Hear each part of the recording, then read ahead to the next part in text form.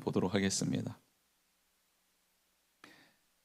구약성경 468면에 있는 사무엘하 4장 1절에서 12절까지의 말씀. 우리 같이 한 목소리를 한번 읽어보겠습니다. 시작. 사울의 아들 이스보셋은 아브넬이 헤브론에서 죽었다 함을 듣고 손에 맥이 풀렸고 온 이스라엘이 놀라니라. 사울의 아들 이스보셋에게 군 지휘관 두 사람이 있으니 한 사람의 이름은 바하나요 한 사람의 이름은 레갑이라. 베냐민 족속 브에롯 사람 림몬의 아들들이더라.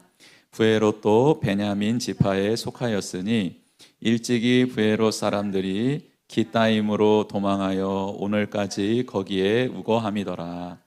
사울의 아들 요나단에게 다리 저는 아들 하나가 있었으니 이름은 무비보셋이라. 전에 사울과 요나단이 죽은 소식이 이스라엘에서 올 때에 그의 나이가 5살이었는데 그 유모가 안고 도망할 때 급히 도망하다가 아이가 떨어져 절게 되었더라.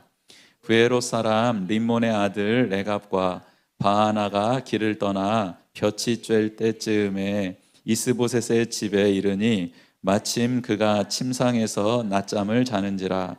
레갑과 그의 형제 바하나가 밀을 가지러 온채하고 집 가운데로 들어가서 그의 배를 찌르고 도망하였더라. 그들이 집에 들어가니 이스보셋이 침실에서 침상 위에 누워 있는지라. 그를 쳐 죽이고 목을 베어 그의 머리를 가지고 밤새도록 아라바 길로 가 헤브론에 이르러 다윗 왕에게 이스보셋의 머리를 들이며 아뢰되 왕의 생명을 해하려 하던 원수 사울의 아들 이스보셋의 머리가 여기 있나이다. 여호와께서 오늘 우리 주 되신 왕의 원수를 사울과 그의 자손에게 갚으셨나이다 하니 다윗이 브에롯 사람 림몬의 아들 레갑과 그의 형제 바하나에게 대답하여 그들 이르되 내 생명을 여러 환난 가운데서 건지신 여호와께서 살아계심을 두고 맹세하노니 전에 사람이 내게 알리기를 보라 사울이 죽었다 하며 그가 좋은 소식을 전하는 줄로 생각하였어도 내가 그를 잡아 시글락에서 죽여서 그것을 그 소식을 전한 갚음으로 삼았거든. 하물며 악인이 의인을 그의 집 침상 위에서 죽인 것이겠느냐. 그런즉 내가 악인의 피 흘린 죄를 너희에게 갚아서 너희를 이 땅에서 없이 하지 아니하겠다 하고 청년들에게 명령하매 곧 그들을 죽이고 수족을 베어 헤브론 목가에 매달고 이스보셋의 머리를 가져다가 헤브론에서 아브넬의 무덤에 매장하였더라. 아멘. 네, 오늘 사무엘하 4장 말씀을 통해 무엇을 바라보며 의지하는가라는 제목으로 함께 하나님의 은혜의 말씀을 나누도록 하겠습니다. 한번 따라해 보겠습니다. 제목 한번 같이 해볼까요? 무엇을 바라보며 의지하는가? 네, 우리는 무엇을 바라보며 지금 의지하고 있습니까? 우리는 오직 하나님을 바라보며 그리고 그 말씀을 의지하며 그 성품에 있대요 살아가고 있는 줄 믿습니다. 믿습니다. 아멘. 아멘.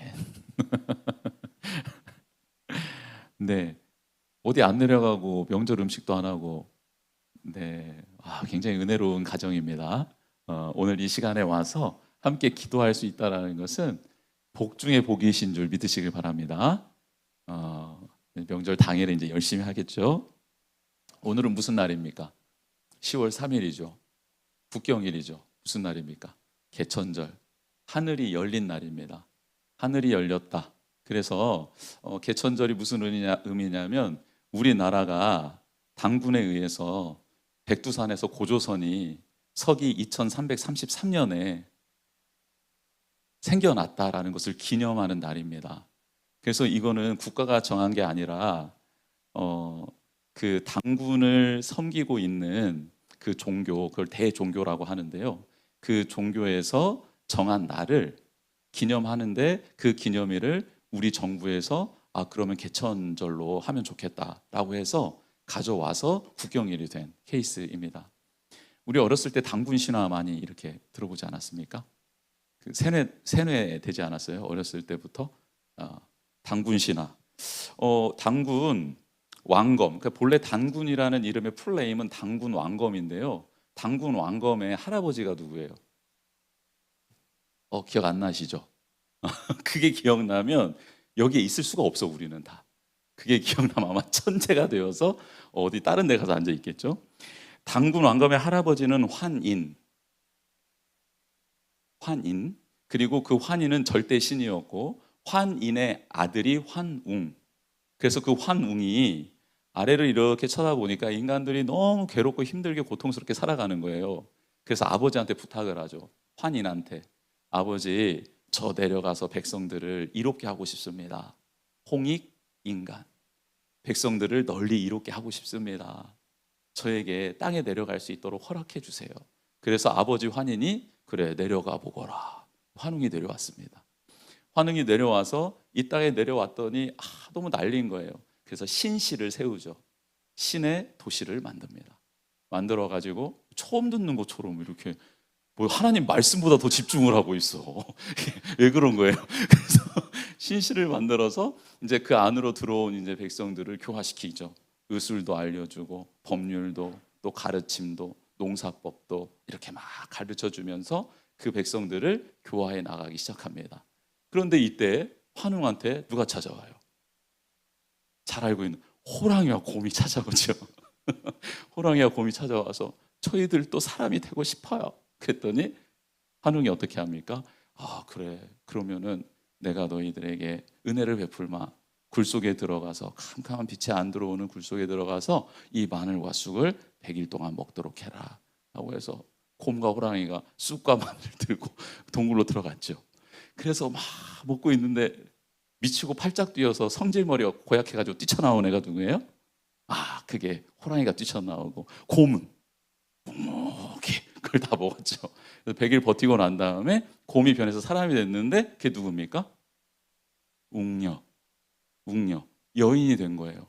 그래서 기특한 나머지 이 환웅이 그래 너는 참 기특하구나. 나랑 결혼하자 해서 환웅과 웅녀가 결혼해서 난 아들이 있으니 그게 누굽니까? 그게 바로 당군. 여보 이게 당군 신화잖아요. 처음 듣는 것처럼 그러지 마시고 이게 당군 신화지 않습니까?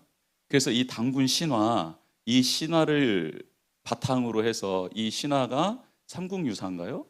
거기에 이제 기록되어 있는데 그게 이제 우리 나라의 시초다라고 해가지고 이제 우리가 당군 신화를 배우기도 하고 이런 재미난 스토리들을 배웠던 기억이 있습니다. 근데 여러분 혹시 이 개천절, 그래서 이 개천절이 생겼는데 이 개천절에 개천가라고 알고 계십니까? 개천절에 부르는 노래가 있다는 거 아세요? 모르시죠? 저도 처음도 한 번도 안 들어봤어요. 그런데 그 개천가에, 개천절에 부르는 개천가에 1절 가사가 뭔지 아십니까? 1절 가사 모르겠죠? 이 1절 가사가 이렇습니다. 우리가 물이면 새 암이 있고 우리가 나무라면 뿌리가 있다. 그러니까 우리가 물이라면 물의 근원지가 있고 우리가 나무라면 우리의 뿌리가 있다. 되게 기가 막힌 말 아닙니까? 그러면 그 다음 가사가 되게 중요할 거 아니에요? 그러면 우리의 근원은 누구고 우리의 뿌리는 누구냐가 밝혀지는 것 아닙니까? 그 다음 가사가 이렇습니다. 이 나라 한 아버님은 당군이시니 이 나라 한 아버님은 단군이시니 이게 1절 가사입니다. 우리 개천절에 대해서 되게 고민 없이 그냥 보냈죠. 아유 잘 쉬었다. 하루 잘 쉬었네. 개천절 화이팅! 이렇게 지냈잖아요. 여러분 이 개천절은 당군 신화, 그 신화를 바탕으로 그리고 그 당군을 교조로 하는 종교인 대종교라는 그 곳에서부터 시작된 날이다라고 한다면 조금 그 의미를 제대로 알고 있었으면 좋겠고 이것을 그러면 우리가 신앙 안에서 어떻게 개천절을 좀 의미 있게 보내면 좋을까? 하늘을 만드신 분이 누구십니까? 하나님이시죠. 하늘을 만들지도 않았는데 어떻게 하늘이 열릴 수 있겠어요? 단군 신화의 맹점은 그 하늘을 누가 만들었냐라는 거예요. 하늘을 하나님이 만드셨죠. 하나님이 만드셨고, 그리고 하나님이 이 나라, 이 민족을 세우시고, 그리고 인도해 주시고 보호해 주시는 줄 믿습니다. 그리고 실질적으로 하나님이 성경 안에서 하늘의 문을 여신 적이 있습니다. 하늘의 문을 이렇게 열어주신 적이 있어요. 예수님께서 공생애를 시작하실 때 세례 요한에게 세례를 받으시죠. 창조주인 예수님이 피조물인 세례 요한에게 세례를 받을 수는 없죠. 위치는 바뀌어지는 게 맞습니다. 그래서 세례 요한도 거부를 하지만 예수님이 뭐라고 말씀하시냐면 너가 나에게 세례를 베풀어야 하나님의 뜻이 이루어지는 것이다. 즉 하나님의 말씀대로 우리가 순종해야 된다라고 하면서 온 천지를 만드시고 하늘 보좌가 그분의 자리임에도 불구하고 예수님이 모든 것을 내려놓고 공생애를 시작하시죠. 그렇게 하나님 말씀에 전적으로 순종하시고 세례받고 올라오실 때 하늘이 찢어집니다. 그때 하늘이 열리거든요. 진짜 하늘이 열려서 일어난 일이 뭐냐면 성령님이 비둘기처럼 강림하시고, 그리고 열린 그 하늘에서 하나님의 음성이 들리죠. 너는 내 사랑하는 아들이요 내 기뻐하는 자다. 그래서요, 하늘이 열린다라는 건 무엇이냐면 그 어떤 것도 막을 수 없는 하나님의 사랑과 은혜와 기쁨이 쏟아져 내려오는 것을 의미합니다. 즉 개천절을 맞이해서 오늘 우리가 묵상해야 될 내용은 하나님의 은혜와 사랑이 나의 어떤 상황과 형편과 여건을 찢어내고 뚫어내고 그 하나님의 은혜와 사랑과 기쁨이 우리 가운데 충만하게 임하는 날, 그게 바로 우리에게 있어서 개천절인 줄 믿습니다. 그래서 그 은혜와 사랑과 기쁨으로 충만해진 우리는 예수님처럼 공생애를 살아내는 거죠. 하나님께 순종하고 하나님께 감사하며 하나님의 말씀이 나의 삶을 통해 다 이루어지기를 원합니다 라고 고백하며 나아가는 우리의 삶이 되기를 주님의 이름으로 축복합니다. 이제 개천절 마냥 즐거워하거나 그러지 마시고 새로운 의미를 부여해서 기뻐하시고 또 의미 부여하시고, 그리고 이 날을 살아내면서 우리 국가를, 우리 민족을 축복하고 그리고 그렇게 기도해 나아가는 우리가 되었으면 좋겠습니다. 예수님께서 하나님의 나라를 세워가시기 위해서 우리를 부르셨는데, 우리가 정말 하나님의 뜻이 이 땅 가운데 통치되는데, 그리고 하나님의 뜻이 하나님의 말씀대로 이 나라가 다스려지는데 거룩하게 쓰임받는 주의 종들이 다 되기를 원합니다. 그래서 오늘 이따가 나라를 위해서 기도할 때 오늘 새롭게 그 복음 안에서, 우리 믿음 안에서 재해석된 개천절을 생각하면서 하나님, 이 땅에 정말 그 무엇도 막을 수 없는 하나님의 사랑과 은혜와 기쁨이 부어지는 나라, 그래서 백성의 상처와 아픔과 공고함과 답답함, 절망과 우울증, 이 모든 것들이 깨끗이 씻겨나갈 수 있도록 하나님의 것으로 채워 주시옵소서라고 그렇게 기도했으면 좋겠습니다. 그리스도인들 뿐만 아니라 비그리스도인들, 넌 크리스찬들에게도 하나님의 은혜와 사랑은 비처럼 공급되는 거잖아요. 그것을 모두가 다 누렸으면 좋겠습니다. 그래서 명절 연휴가 굉장히 길잖아요. 근데 2028년인가? 그때 한 번 더 온답니다. 이번보다 더 긴 연휴가 온답니다. 우리 그때를 기점으로 어디든지 갑시다. 그래서 올해 명절에는 부모님께 온 마음을 다해 선포하시면서 꼭 마지막에 여운을 남겨두십시오. 2년 후에는 없을 겁니다. 2년 후에는 저를 자유롭게 해주십시오. 이렇게 고백하면 좋겠습니다. 오늘 본문 좀 이렇게 서글픈 본문입니다. 마음 아픈 본문이고요.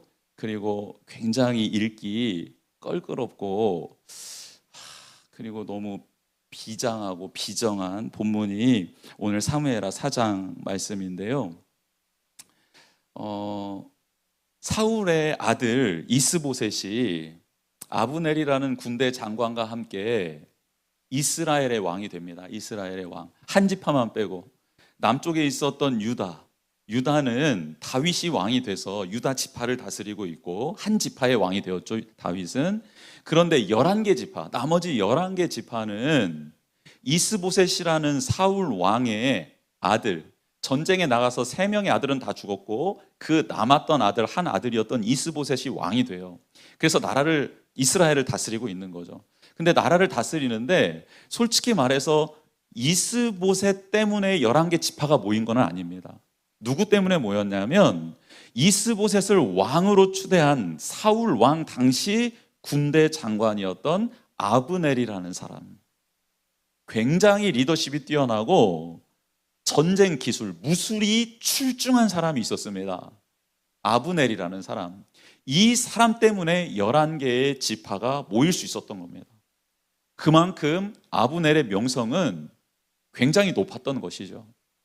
그런데 그렇게 이제 아브넬과 함께 이스보셋이 이제 왕이 되고 군대 장관이 되어서 11개 지파를 다스리고 있었는데 그만 무슨 일이 일어나냐면 헤브론에서, 즉 다윗의 성에서 아브넬이 죽게 됩니다.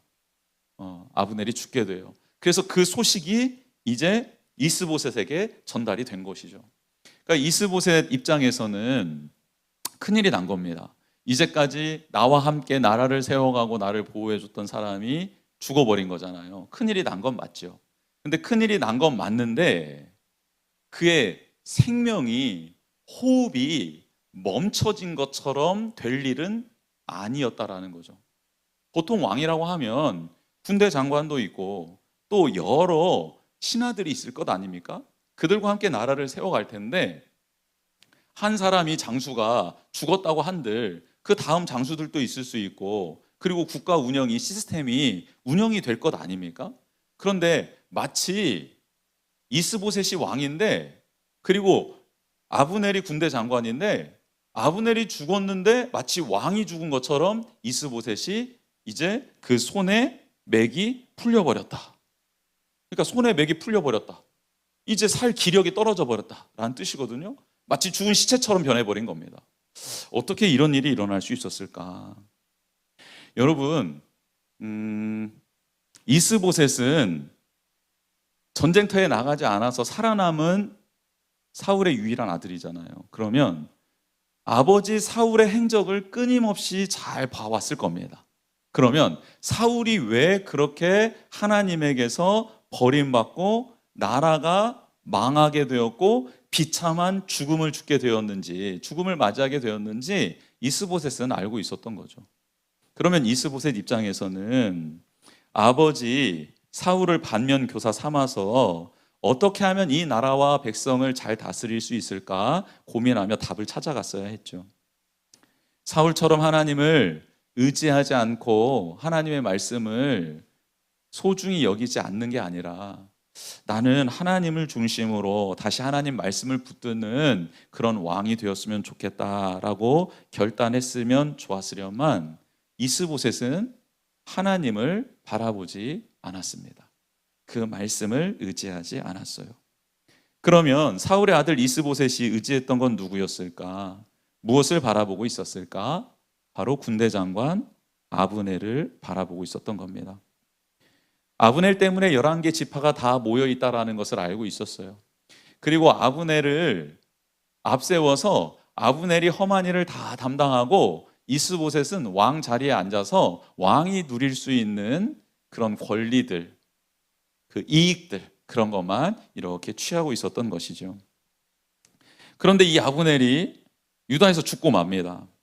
그러니까 아브넬은 자신의 삶 속에서 일들이 계속해서 진행되어 가자, 그러니까 아름답게 잘 풀려가자 아브넬은 한 가지 실수를 하게 돼요. 왜 죽었냐면 아브넬이 다윗과 협상을 하러 갑니다. 그래서 이 11개 지파 다 다윗 왕한테 넘겨드릴게요. 그러니 우리 평화협정합시다 라고 아브넬이 갔어요. 그랬더니 다윗이 알겠다고 하면서 잔치를 베풀어주고 그럼 이제 가십시오. 우리 평화협정합시다. 이스보셋 왕한테 말해주십시오 라고 보냅니다. 그래서 이제 모든 일이 다 끝난 거예요. 그러다가 가다가 요압이라는 장수가 그를 다시 불러드립니다. 헤브론으로 불러드려요. 다윗성으로 불러드립니다. 그때 조금만 긴장하고 조금만 교만하지 않고 긴장하고 이거 왜 이렇지? 라고 생각만 했다면 아브넬은 충분히 그 위기를 벗어날 수 있었습니다. 그런데 모든 일이 잘 풀려가니까 의심 없이 요압을 따라갔다가 요압이 찌르는 칼을 맞고 그렇게 죽게 되는 것이죠. 우리는 하나님의 은혜로 주신 자리를 감당하며 또 살아내며 나아가고 있습니다. 어떤 자세로 하나님이 주신 이 자리를, 이 은혜를 누리며 살고 있는가 한번 생각해 볼 필요가 있겠죠. 하나님이 주신 힘과 능력, 은사와 시간들, 물질들이 우리 가운데 주어져 있습니다. 그렇다면 하나님이 우리에게 맡겨주신 것이기 때문에 우리는 청지기로서 그것을 소중히 여기며 책임 있는 그리스도인으로 살아가야 하는 것이죠. 내가 그리스도인으로 책임을 가지고 있다라는 것은 무엇이냐면 하나님의 뜻을 이루어 드리는 사명이 있다라는 뜻입니다. 하나님이 내게 이런 것들을 맡겨주셨으니 나는 하나님이 원하시는 삶을 살겠습니다. 그럴 책임이 제게 있습니다. 라고 하나님께 고백하는 것이죠. 그런데 이 책임을 다한 삶을 살아가기 위해서는 에너지가 필요합니다. 수고가 들어요. 땀을 흘려야 돼요. 때로는요, 피눈물도 흘려야 합니다. 그런데 반대로 책임을 지지 않고 누리기만 하는 사람들도 있습니다. 하나님이 나를 사랑하셔서 주신 거니까 감사합니다 하고 그 안에 머무르는 사람이 있습니다. 만족하는 사람이 있습니다. 여기가 좋사오니 더 이상 저는 아무것도 하지 않아도 좋습니다 라고 하나님이 베풀어 주신 은혜에 그 안에 젖어서 자기 만족 가운데 살아가는 사람들이 있습니다. 예수님께서 어느 날 제자들과 함께 높은 산을 올라가셨죠. 올라가셔서 기도하시는데 그때 하나님의 영광이 임합니다. 그래서 예수님의 모습이 변하지요. 그래서 하늘로 올라가신 예수님은 그 변화된 몸으로 모세와 엘리야를 만납니다. 그래서 그들과 함께 대화를 나누시죠. 그때 제자들이 말합니다. 여기가 좋사오니 하나님 이 영광 안에 살고 싶습니다. 초막 셋을 씻겠습니다. 우리 여기서 계속 살지요? 라고 하는데 예수님 내려오셔서 하신 말씀이 아니야. 하나님의 영광을 본 자, 그의 놀라운 은혜를 입은 자, 은총을 받은 자는 여기 안에 머무는 게 아니라 그걸 보고 누리고 받은 그것을 반드시 그 누군가에게 나누는 하나님의 뜻을 이루는 자리로 나아가야 돼. 내려가자 했더니 내려와 봤더니요, 귀신 들린 아이를 데리고 온 아버님, 그 아버님과 그곳에 남아있었던 제자들, 그 주변에 있었던 사람들과 아주 아수라장이 되어 있었습니다. 난장판이었던 거예요. 그런 무질서하고 자기 멋대로이고 그리고 어떻게 해결할 수도 없는, 해결점도 없는 많은 사람들이 모여있는 그 자리에 예수님이 들어가시죠. 그리고 그 영광 가운데 받았던 은혜와 능력, 그리고 하나님께서 주신 놀라운 그 은사를 가지고 그 자리를 질서정연하게 만듭니다. 회복시키십니다. 아름답게 만들어 주십니다. 즉 하나님께서 우리에게 은혜를 주시고 영광을 보여주신 이유는 그 안에서 만족하라는 게 아니라 어지럽고 혼탁한 세상에 들어가서 혹은 그런 사람들 앞에 서서 그런 가정 가운데, 그런 일터 가운데, 그런 공동체 가운데, 지역 가운데 들어가서 아름다운 질서를 만들어내고 그리고 하나님께서 원하시는 나라를 세워가라고 우리에게 주신 것이다 라는 겁니다. 그러니까 우리 이스보셋을 하나님이 이스라엘 민족 11개 지파의 왕으로 그래도 잠시나마 세워주시고 그 자리를 허락하신 이유는 그 자리에서 하나님의 뜻을 깨닫고 마땅히 책임지는 모습으로 살아가길 원하셨던 것이죠. 그런데 이스보셋은 그럴 마음이 전혀 없었습니다. 아브넬을 앞세우면서 그 뒤에 숨어서 누리기만 했던 것이죠. 그러고 난 다음에 아브넬이 죽고 나자 어떻게 됩니까? 자신의 본질이 그냥 그대로 드러나게 생겼으니까 너무 두려운 나머지 시체처럼 변해버린 것입니다. 이스보셋은 책임을 다하지 않았어요. 그가 행해야 할 일들 전혀 하지 않았습니다. 그저 왕으로 누려야 할 것들만 생각하고 힘든 일, 마땅히 책임지고 감당해야 될 일들을 저버리며 살아갔다라는 거예요. 이스보셋은 아브넬만 바라보고 있었던 것이죠. 그리고 그가 죽자 살 소망이 끊어져 버린 것입니다. 더 비참한 사실은 무엇이냐면 이스보셋 왕처럼 이스라엘 11개 지파가 아브넬만 바라보고 있었다라는 거예요. 1절 말씀 한번 보겠습니다. 사울의 아들 이스보셋은 아브넬이 헤브론에서 죽었다 함을 듣고 손에 맥이 풀렸고 온 이스라엘이 놀라니라. 이스라엘 백성들도 놀라버립니다. 이거 어떻게 하지? 큰일 났다? 라고 모든 이스라엘 백성이 하나같이 말을 합니다. 이스라엘 백성도 이스보셋처럼 하나님을 바라보거나 하나님 말씀을 의지하거나 그리고 하나님께서 우리나라의 이 백성의 우리들의 주인이시다라는 고백이 없었다라는 거예요. 그저 리더십 있고 능력이 출중한 한 사람을 믿고 그 사람만 바라보고 있었다라는 것이죠. 사랑하는 성도 여러분, 영적 리더가 되게 중요하고 그와 함께하는 백성들 또한 참으로 중요합니다.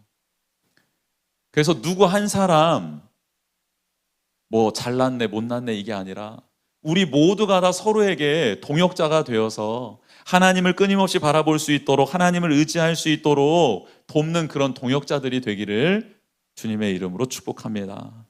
이때 지금 이 상황들을 전체적인 판세를 읽고 있었던 사람들이 있었습니다. 바하나와 레갑입니다. 바하나와 레갑이라는 이 두 군 지휘관들은 아브넬처럼 높은 사람은 아니었고 말단 군 지휘관들이었을 거다라고 신학자들은 보고 돌격대장이었을 거라고 추측을 합니다.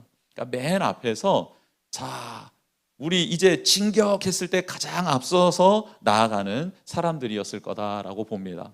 그러니까 이 바하나와 레갑은 아브넬이 얼마나 훌륭한 장수였는지를 알고 있고 이스라엘 백성 전체가 아브넬을 통해 움직여지고 있다는 것을 알고 있었어요. 그런데 아브넬이 죽고 나자 이 바하나와 레갑은 머리를 굴리기 시작합니다. 어떤 머리를 굴리냐면 우리가 여기 남아 있는들 허수아비와 같은 이 이스보셋 밑에서 있는들 가망성이 없다. 이 나라는 유지될 가망성이 없다. 그런데 남유다를 보니까 다윗이 왕이 되었고 다윗은 우리가 알고 있듯이 골리앗도 물리치고 방황 속에서 있었지만 그 광야 생활 동안 죽지 않고 사울이 이끌고 다녔던 친위대를 다 벗어나서 지금 유다의 왕이 되었고 그러면 다윗이 아무래도 가능성이 있지 않을까라는 생각을 합니다. 그리고 난 다음에 바하나와 레갑은 이제 선택을 해야 되는데 이 선택에 있어서 그들은 여러 가지 선택지가 있었습니다. 첫 번째는 망명을 하는 겁니다. 그냥 남유다로 가서 우리는 더 이상 이스라엘 그리고 이스보셋을 왕으로 섬길 수 없습니다. 그리고 망명하면 되는 겁니다. 아니면 군복을 벗고 아니면 하나님 아버지 앞에 나아가서 말씀을 또 예배를 회복해서 이스라엘 백성을 선도하는 그런 선택을 할 수도 있었습니다. 그런데 이들은 무슨 선택을 합니까? 이스보셋, 지금 이스라엘 왕을 죽여서 그의 생명을 들고 다윗에게 찾아가서 원수를 죽이고 왔사오니 우리를 받아주십시오 하면서 다시 한번 자신의 지위가 명예가 회복되고 더 높은 자리로 올라가고자 하는 욕망을 성취하기 위해서 움직이기 시작합니다. 그래서 이들은 정치적인 계산을 하고 이스라엘 11지파 맞서고 있는 유다 지파의 수장 다윗 왕, 그 다윗 왕 편 그 라인을 타고 승리해야겠다라고 결정을 하는 것이죠. 그래서 제2의 전성기를 꿈꾸면서 다윗에게 찾아갈 때 전리품 하나를 들고 가야겠다. 이게 이스보셋의 생명이다, 머리다라고 생각하고 그리고 난 다음에 그들은 실행으로 옮기기 시작합니다. 여러분 바하나와 레갑은 주도 면밀하게 작전을 세워요. 군량미를 가지고 온 것처럼 속입니다. 그래서 이스보셋이 머물고 있는 그 집 안으로 들어가죠. 침상으로 들어갑니다. 볕이 쬐을 때 그 시간에 맞춰서 들어갔다라는 것은 오침을 하고 있는 그 시간대를 찾아갔다라는 거예요. 그래서 잠자고 있었던 이스보셋을 칼로 찔러버립니다. 찌르고 나왔어요. 나왔다가 다시 들어갑니다. 그랬더니 침상에 누워있는 것을 보고 쳐 죽이죠. 그리고 목을 베어서 머리를 들고 밤새 뛰기 시작합니다. 그래서 그 다음날 아침에 다윗이 있는 헤브론 성에 도착하게 됩니다.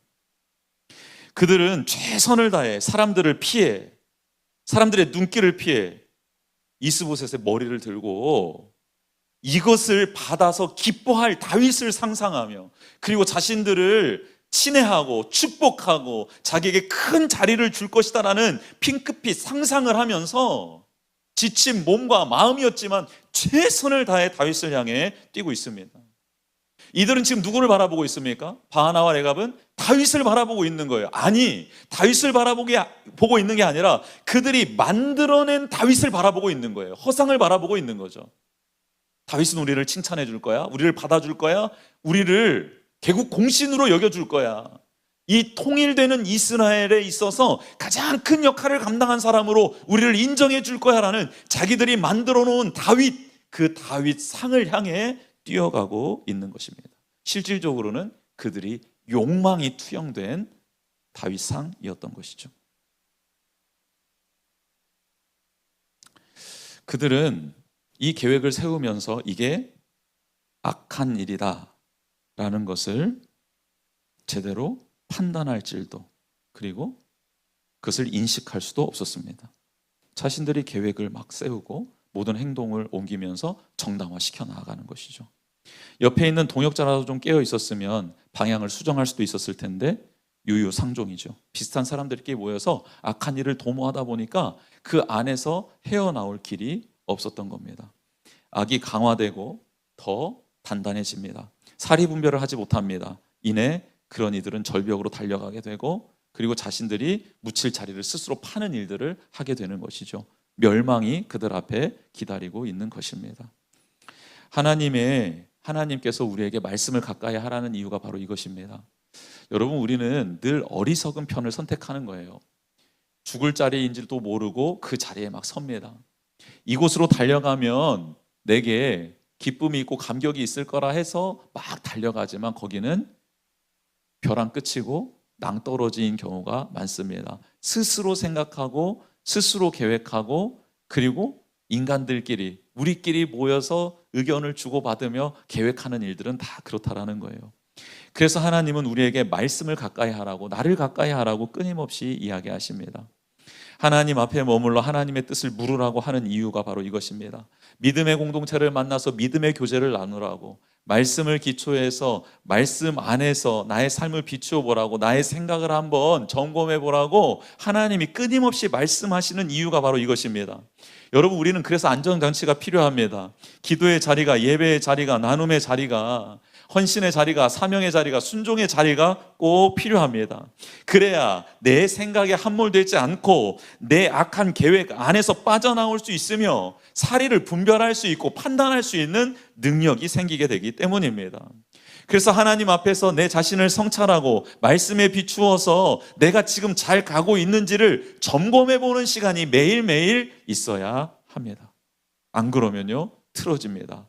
빗나갑니다. 계속 그 길로 나아갈 수밖에 없습니다. 바하나와 레갑은 그 안에 갇혀 있었는데 그게 진리처럼, 그게 사실인 것처럼 믿어지고 망각하게 됩니다. 그래서 다윗을 자신들이 원하는 다윗의 모습을 그려놓고 그 다윗에게로 막 달려가고 있는 것 아닙니까? 그런데 그게 그들의 큰 실수였습니다. 다윗은 그런 사람이 아니었기 때문입니다. 바하나와 레갑은 주변에 일어나고 있는 전쟁을 통해서 다른 나라의 왕들이 어떻게 행하고 있는지를 다 보아왔거든요. 그러니까 다른 나라의 왕들은 자신들의 적의 왕의 목을 베어서 가져오는 사람들을 자신의 그 나라의 개국 공신처럼, 그리고 높은 자리를 주면서 그들에게 미래를 보장해 주는 일들을 계속 해왔단 말이에요. 그러니까 다윗도 그럴 거라고 착각하고 온 것이죠. 그래서 그들은 8절에서 이렇게 말합니다. 헤브론에 이르러 다윗 왕에게 이스봇에서 머리를 들이며 아뢰되 왕의 생명을 해하려 하던 원수 사울의 아들, 사울 앞에 수식어구가 뭐예요? 당신의 생명을 해하려 하던 원수라고 사울을 지칭을 하죠. 그의 아들 이스봇의 머리가 여기 있습니다. 여호와께서, 그리고 하나님을 이름을 갖다 써요. 여호와께서 오늘 우리 주 되신 왕의 원수를 사울과 그의 자손에게 갚으셨나이다 하니. 여러분, 기다리고 고대하던 순간입니다. 그들도 생명을 걸고 시도한 일 아닙니까? 왕을 죽였습니다. 그의 머리를 가지고 오는 거예요. 생명 걸고 한 일입니다. 왜요? 생명 걸고 하는 일만큼의 가치가 있을 거라고 생각했기 때문이죠. 다윗에게 가면 다윗이 우리를 받아줄 거다라는 생각을 했던 것입니다. 그러나 그들의 상상과 추정은 산산이 부서지고 맙니다. 본질적으로 자신들의 출세를 위한 일이었음에도 불구하고 포장을 너무 기가 막히게 했습니다. 다윗 왕의 마음에 쏙 드는 미사 여구를 집어넣어서 사울을 소개하고 이스보셋의 머리를 가져왔다라고 말을 합니다. 또 다윗이 껌뻑 죽을 만한 여호와의 이름을 인용합니다. 다윗의 원수의 목을 가져왔습니다. 하나님이 당신의 원수를 우리들의 손으로 갚으라고 해주셔서 우리가 그 원수를 갚았습니다. 당신의 손에는 피 하나 묻히지 않았습니다. 그런데요, 원수를 갚게 된 것 아닙니까? 라고 말을 합니다. 사람이 어떻게 자신의 욕망을 가리고 권력 앞에서 아부를 떨 수 있는지 그 극치를 보여주는 게 바하나와 레갑의 모습이지요. 그런데요, 하나님은 그들이 행한 일을 심판하십니다. 바하나와 레갑이 말한 하나님은 원수를 갚는 하나님이라고 소개하고 있죠. 그런데 다윗이 고백한 하나님은 어떤 하나님입니까? 생명을 환난에서 건져주시는 분이라고 소개합니다. 다시요, 바하나와 레갑은 하나님을 어떻게 소개하냐면 원수를 갚는 하나님이라고 소개를 합니다. 근데 다윗은 어떻게 하나님을 고백하냐면 생명을 구원하시는 하나님이라고 하나님을 고백합니다. 여러분, 이게 극명한 차이점입니다. 여러분, 예수님은 이 세상을 심판하러 오신 게 아니라 생명을 얻게 하려고 오셨다라고, 영원한 생명을 주려고 오셨다라고 정확하게 말씀해 주셨습니다. 즉 자신의 욕망을 위해 살인을 저지르고 하나님이 원수를 갚아 주셨다라고 말하는 그들의 고백은 거짓이라는 거예요. 하나님에 대해서 제대로 알지 못하는 이들의 고백이라는 거예요. 내가 누구를 죽이고 원수를 갚고 난 다음에 이건 하나님의 뜻이었어라고 말하는 것은 전혀 하나님의 말씀, 하나님의 성품에 맞지 않습니다. 오히려 나는 죽이고 싶었으나 하나님께서는 그를 살리라고 용서하라고 하셨습니다. 이게 하나님의 성품을 가지고 하나님과 교제하는 사람의 하나님 되심의 선언인 것이죠. 이게 다윗의 고백입니다. 결국 다윗은 이번에도 세상의 방식이 아니라 하나님의 공의와 정의를 행하는 결단을 보이죠. 그래서 이스보셋을 죽인 바하나와 레갑을 불명예스럽게 죽입니다. 이스보셋, 그는 장사를 지내주죠. 여러분, 이스보셋의 이름의 뜻은 부끄러운 사람이라는 뜻이고, 오늘 본문에 4절에 등장하는 무비보셋이 있지 않습니까? 요나단의 아들 두 다리를 절게 된 무비보셋은 이름의 뜻이 수치를 없애는 자라는 뜻입니다. 이스보셋은 부끄러운 자, 무비보셋은 수치를 없애는 자라는 뜻이에요. 그런데 실질적으로 이스보셋은 왕의 자리에 앉아 있었고 무비보셋은 두 다리를 저는, 그래서 왕의 손자이지만, 사울 왕의 손자였지만 그 누구도 그를 건드리지 않는, 건드려봤자 의미 없는 그런 존재였습니다. 그러면 세상 사람들은 누구를 수치스러운 자라고 보겠습니까? 그렇죠. 당연히 무비보셋을 수치스러운 자라고 그렇게 보겠죠. 부끄러운 자라고 보겠죠. 두 다리를 절고, 그리고 왕가에서 난 자손이긴 하지만 그 왕가가 다 무너져 버렸고, 그러니까 수치 그 자체, 부끄러움 그 자체가 무비보셋이었겠죠. 세상이 보는 관점입니다. 그런데 하나님이 보는 관점은 실질적으로 부끄러운 것은 누구냐? 이스보셋, 왕자리에 앉았지만 하나님을 바라보지 못하고 군대 장관을 의지하고 군사력을 의지하고 돈을 의지하고 명예를 의지하며 나아가는 자를 부끄러운 자라고 여기고, 무비보셋, 진짜 두 다리를 절고 있지만 자신의 연약함 가운데 자신의 연약함을 인정하고 다윗에게 은혜를 구하며 그 받은 은혜를 감사히 여기고 그 하나님 아버지 앞에 머무르려 하는 자, 그 무비보셋을 수치를 없애는 자라고 하나님은 말씀하고 있는 것입니다. 부끄러운 것은 연약한 육체를 가진 것이 부끄러운 것이 아닙니다. 하나님이 주신 것으로 자기만 위해 사는 사람, 책임감이 아닌 그냥 자기 멋대로 살아가는 사람, 욕망을 따라 자족하며 살아가는 사람이 바로 부끄러운 사람이죠. 하나님을 의지하지 않고 권력, 힘을 의지하며 살아가는 사람이 부끄러운 사람입니다. 그러나 모든 것을 가졌으나 자신은 할 수 있는 것이 없다고 고백하며 하나님께 은혜를 구하고 엎드리는 다윗, 그 다윗은 수치를 물러가게 하는 사람, 하나님이 인정하는 사람이 되는 것입니다. 그래서 다윗은 점점 강하여지는 것이죠. 그리고 하나님을 의지하지 않는 다른 것들을 바라보며 의지하는 자들은 점점 쇠퇴해져 가는 것입니다. 사랑하는 성도 여러분, 오늘 우리는 누구를 바라보며 누구를 의지할 것인가? 오늘 결정하고 결단하고 그렇게 나아갔으면 좋겠습니다.